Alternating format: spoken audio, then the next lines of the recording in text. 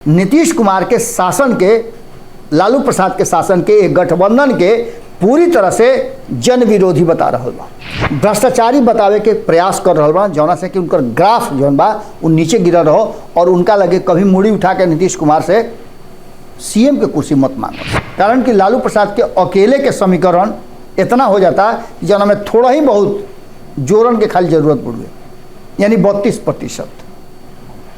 लेकिन 2019 में ये 32% भी फेल हो गई और भारतीय जनता पार्टी बड़ी मजबूती से आई।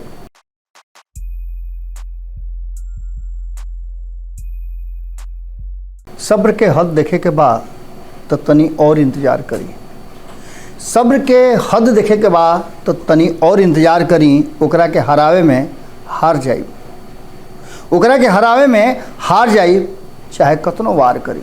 बोल रहा तनी हियरा से अभिनंदन बा, खूटा ठोक है। और आज 2015 से बाद जो देश के राजनीति में और बिहार के राजनीति में परिवर्तन भइल बा उर्वलों के सामने बा। हालांकि 2015 से पहले ही 2014 में बहुत कुछ भइल।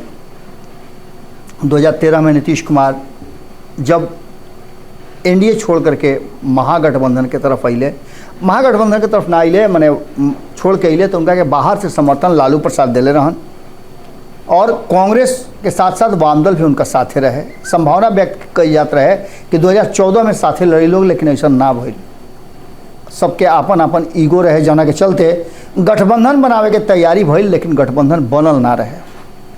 छोटा छोटा गठबंधन नीतीश कुमार केहू संगे मिल गई तो लालू प्रसाद केहू संगे मिल के बना ले। इस तरीके के छोट छोट गठबंधन बनल, लेकिन बड़ा जो आज इंडिया गठबंधन के बात कही जाता, 26 दल के बात कही जा रहा, वो तरीके कुछ भइल ना रहे। भारतीय जनता पार्टी बड़ी तेजी से आगे निकल गई और सरकार बना रही। एक पहले एगो अध्यादेश रहे जौना के लेकर के लालू प्रसाद अयोग्य घोषित हो गई। राहुल गांधी अध्यादेश फाड़ दिल रहन, जौना से सजा कम होके के बात रहे।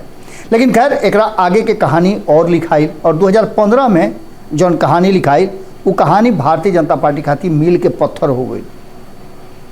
अब रुआ सोचत होगा कि मील के पत्थर हम भारतीय जनता पार्टी खातिर काहे कहता नहीं। तो मील के पत्थर वो होला जहाँ से रुआ पता चले कि रुआ अब गंतव्य में पर कितना देर के बाद या कितना किलोमीटर के बाद जाए के बाद। भारतीय जनता पार्टी के भी बात पता हो गई रहे कि 2015 में जो चुनाव हुई वो कहाँ चूक गई रहे। अब भारतीय जनता पार्टी वो चूक के कम करे खातिर, हालांकि 2015 में जो भारतीय जनता पार्टी के हार भइल ओकरा के जल्दी रिकवर करलस और नीतीश कुमार के अपना खेमा में मिला लस। 2015 के कुछ आंकड़ा देव तो रुआ समझब, चूँकि आगे जो हम बतावे जा रहा बानी ओकरा में जरूरी बा कि आंकड़ा समझल जाओ।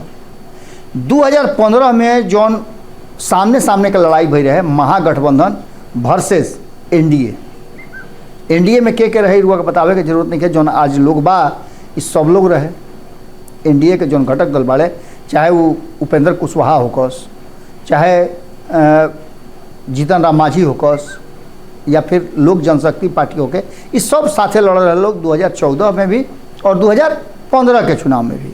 परिणाम शून्य पर, माने शून्य पर ऐसे कहता नहीं कि सत्ता ना बनल तो शून्य पा गए लोग। एकरा साथ साथ जब 2015 के चुनाव भइल तो महागठबंधन के कुल 178 गो सीट मिल रहे, जौना में अलग अलग नट सेल में देखब तो लालू प्रसाद के जौन राष्ट्रीय जनता दल है 80 गो, नीतीश कुमार के 71 गो और कांग्रेस 27 सीट लेके आई रहे। 101, 101 और 41 पर चुनाव लड़ रहे लोग। अच्छा रिजल्ट रहे, जौना में 42% जौन वोट बा वो ये लोग के प्राप्त भई रहे। ये 42% वोट में सरकार बन गई रहे और एक साथ साथ 34% यानी 8% वोट कम आई रहे भारतीय जनता पार्टी के। नीतीश कुमार वो खेमा में रहन और भारतीय जनता पार्टी के साथ जो खेमा रहे वो खेमा में भारतीय जनता पार्टी के समझ में आवत रहे कि नीतीश कुमार के कमी यानी पूरा हो जाए, लेकिन वो कमी पूरा ना भई और नीतीश एजे जाकर के भारतीय जनता पार्टी के धोखा हो गई। कारण कि जानते बनी अटाका पटाखा सब फूटे लगा रहे। 2014 में यही समीकरण पर बुरी तरह से हरा के आई रहे। अब ये 58 सीट के साथ जो 2015 में भारतीय जनता पार्टी आई, वजह से वही बात समझ गई कि ओकरा आगे के रणनीति का करे के बाद 2019 में रुआ देखनी कि बाई हुक एंड क्रुक 40 में से 39 सीट जीतल और सारा समीकरण जो लालू प्रसाद के रहे, कारण कि लालू प्रसाद के अकेले के समीकरण इतना हो जाता कि जन में थोड़ा ही बहुत जोड़न के खाली जरूरत पड़े, यानी 32%। लेकिन 2019 में ये 32% भी फेल हो गई और भारतीय जनता पार्टी बड़ी मजबूती से आई। अब जो वर्तमान परिस्थिति बनल बा ओकरा में नीतीश कुमार लालू प्रसाद के बरियार फंसा दिले बड़े। ये बात हम काहे कहतनी, 2015 के आंकड़ा भारतीय जनता पार्टी के लगे बा और भारतीय जनता पार्टी अब सीधा लड़ाई लालू प्रसाद से लड़ल चाहता और लड़ाई में उतर भी गई बा। नीतीश कुमार के किनारा कह के भारतीय जनता पार्टी अब राष्ट्रीय जनता दल से फरियावे के तैयार बा। ओकरा खातिर ना नीतीश कुमार, ना कांग्रेस और ना बाकी के लोग महत्वपूर्ण बा। सबसे पहले राष्ट्रीय जनता दल ओकरा टारगेट पर बा, लालू प्रसाद टारगेट पर बा। कारण कि 2015 में एक और ही बात हो गई रहे कि लालू प्रसाद के छोड़ करके नीतीश कुमार आराम से उनका निकाल देले और टारगेट के रहे, टारगेट रहा नीतीश कुमार और इन्हें फेरा में डाल देले लालू प्रसाद। अब के अली एकरा ठीक विपरीत, भले ही एको सीट लोकसभा में नहीं खे लालू प्रसाद के लगे, लेकिन टारगेट पर उहे बा, कारण कि उनका स्ट्रेटजी और उनकर वोट बैंक पर सेंधमारी करे के बा। नीतीश कुमार के वोट पर सेंधमारी करे खातिर पहले से तैयारी हो गई बा और अब के 2015 ना दोहरावल जाए। गठबंधन लगभग उहे हो गई बा जोन 2015 में रहे, यानी एनडीए गठबंधन में जोन 2014-15 में रहे लोग कुल फिर से वापस गई बड़े और महागठबंधन में जे लोग रहे वो फिर से वापस गई बा। एकरा मतलब है कि अब की हाली भी वोट के अगर देखल जाओ तो कहीं ना कहीं वोट प्रतिशत के हिसाब से और जो कागज पर लिखल बा ओकरा हिसाब से भारतीय जनता पार्टी कमज़ोर नजर आवता। लेकिन कुछ आंकड़ा बा जोना के रुआ समझे के पड़ी और आंकड़ा में 32% वोट अगर रुआ जोड़ के देख ली राष्ट्रीय जनता दल के, 10% वोट रुआ जोड़ ली नीतीश कुमार के और बाकी के 8% के आसपास वोट रुआ जोड़ी वाम दल के और कांग्रेस के। तो इस सब मिला करके लगभग 52% वोट हो जाता और जीत खातिर काफ़ी बा। कारण कि 2015 में 42% पर वोट आई रहे तो जीत हो गई रहे और वो माने जीत सामान्य जीत ना हुई रहे। 178 को सीट आई रहे 243 में से।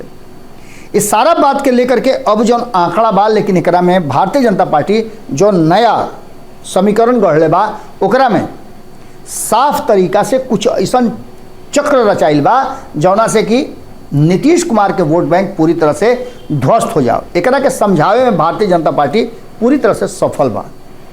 कारण कि नीतीश कुमार के लौकुश समीकरण पूरी तरह से टूट गई बा और लौकुश समीकरण में 4% वोट कुर्मी समाज के और 6% वोट कुशवाहा समाज के। कुशवाहा समाज पूरी तरह से नीतीश कुमार से अलग हो गई बा। हालांकि छिटपुट अभी भी लोग बा, लेकिन ये बात कहल जा रहा बा कुशवाहा समाज के जौन सामने से नजर आ रहा है, जो सर्वे रिपोर्ट बा वो रिपोर्ट के आधार पर कुशवाहा समाज अब हर हाल में ओबीसी के बाकी के जौन जाति बाड़े उनका के अपना खेमा में कह के सीधा लड़ाई यादव से ले रहा बड़ुआ। यानी कि जौन वोट प्रतिशत बार वो लोग के कई हाली बता दिले बानी, भारत लाइव पर भी बतौले बानी, एकरा अलावे भी कई बार बतौले बानी। एक हाली फिर वो लोग के खुटा ठोक पर भी बताया तनी कि जौन वोट के प्रतिशत बा ओकरा के लेकर के बहुत सारा आंकड़ा सामने आ रहा बा। एकरा में MY समीकरण के 16 दूनी 32% वोट, 16 पर 16%, सवर्ण के वोट रुआ 5%, यानी कि सवर्ण में 5%, 5% और 3%, यानी ब्राह्मण, भूमिहार, कायस्थ, ये सब के मिलाकर के सवर्ण के वोट जौन बा 13 से 15% के बीच में होता। एकरा बाद अति पिछड़ा के वोट 25%, एकरा अलावे दलित के वोट 10%। ये सब के अगर जोड़ के रुआ एक जगह लेके आओ तनी तो ओबीसी में सबसे पहला जो घात होता वो लालू प्रसाद के वोट बैंक में होता और नीतीश कुमार के वोट बैंक में होता। नीतीश कुमार के वोट बैंक में जो उनका 10% यानी 16% हम बार बार जो कहिले उस 16% वोट रहे ओकरा में ओबीसी ईबीसी जौन गैर यादव वोटर रहे हा वो नीतीश कुमार के साथे चलते रहे।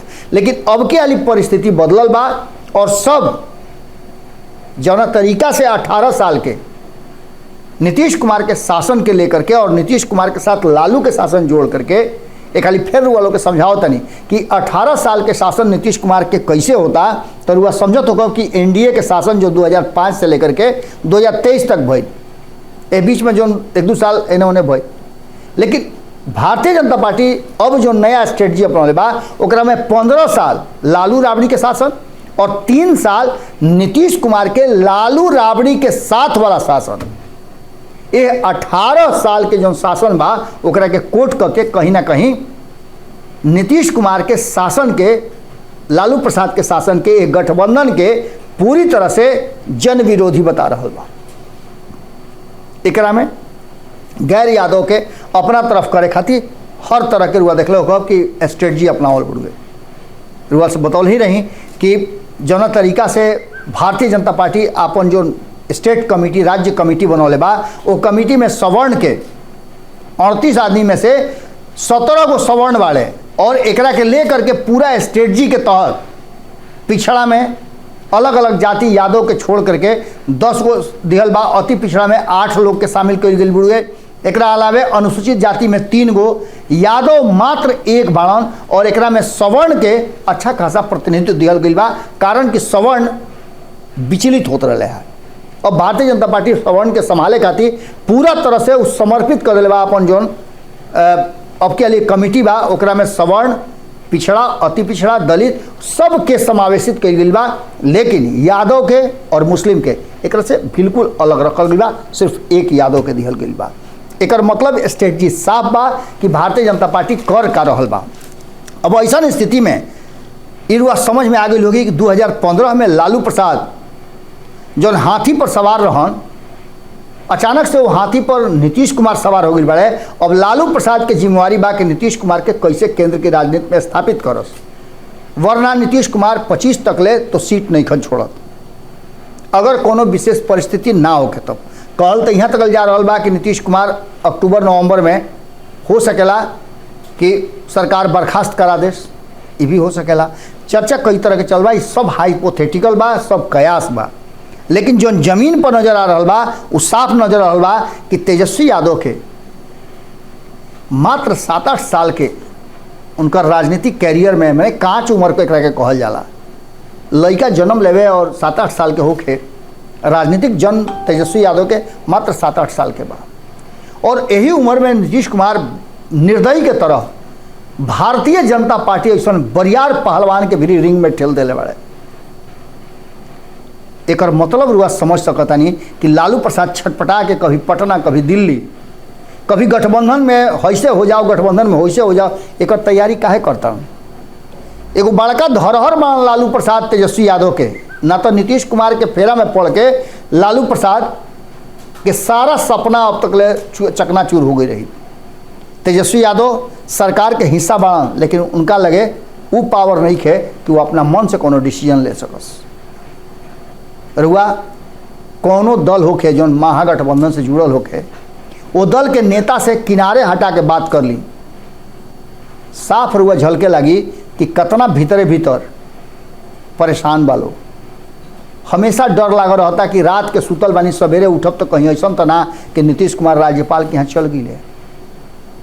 इस डर से निकलिए निकलो पावत। अब रुआ कहब कि रुआ का कह रहा बानी तो हम ये बात के ऐसे कह रहा बानी कि आखिर इतना ज़्यादा एक दूसरा पर अविश्वास ना नीतीश कुमार के तेजस्वी यादव पर बा, लालू प्रसाद पर बा, ना लालू प्रसाद के नीतीश कुमार और उनका पूरा गठबंधन पर बा। एक पूरे कहानी के लेकर के बीच में तो यो फैसला आ रहा है, यो सुने के मिलत रहा कि बार बार नीतीश कुमार लालू प्रसाद के उनका टीम के और राष्ट्रीय जनता दल के भ्रष्टाचारी बतावे के प्रयास कर रहा बा, जौना से कि उनकर ग्राफ जौन बा वो नीचे गिरल रहो और उनका लगे कभी मुड़ी उठा के नीतीश कुमार से सीएम के कुर्सी मत मांगस। इस सारा कहानी में एक बात तो साफ नजर आ रहा बा कि जौना कहानी के शुरुआत 2015 में लालू प्रसाद नीतीश कुमार कैले रहन। वो कहानी में अभी और कितना ट्विस्ट बाकी बा। लालू के बड़ी बरियार अझुरा दिले बड़े नीतीश कुमार। अब ये लड़ाई नीतीश बनाम अन्य नहीं खे, बल्कि ये लड़ाई सीधे लालू बनाम भाजपा हो गई बा। और यह लड़ाई में तेजस्वी यादव पूरी तरह से अझुरा गई बड़े। वो अभिमन्यु के चक्रव्यूह में ना जाए के पड़ रहे, सब तो जानत रहन उ, लेकिन अंतिम चक्रव्यूह ना तोड़ पौले, कारण कि वो सीखला ही ना रहन। अब नीतीश कुमार और लालू प्रसाद दू गो धुरंधर कोच के होते हुए तेजस्वी यादव के वो अंतिम वाला जो भागे वाला रहला वो ना बतावल गई, जौना के कारण तेजस्वी यादव मुख्यमंत्री के कुर्सी तक पहुँचते पहुँचते रह गईले। और यही फेरा में नीतीश कुमार के साथ समझौता कर ले।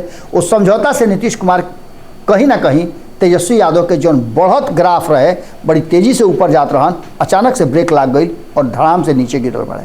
अब देखे वाला बात ही हुई कि 2024 के चक्रव्यूह अगर तोड़ भी दिले तो 2025 के चक्रव्यूह कैसे तोड़ी हैं, इस सबसे बड़ा सवाल बा। इस सवाल के जवाब अगर रउआ लगे बा तो जरूर देव सब है। हम इंतजार करब, कमेंट बॉक्स में और एक एक जवाब के हम पढ़ी ले और कोशिश करी ले कि ओकरा के अपना खबर में, अपना विश्लेषण में शामिल करी। आज खूटा ठोक में एजे लोग से विदा ले। कल फिर मुलाकात हुई। गोड़ लागतनी।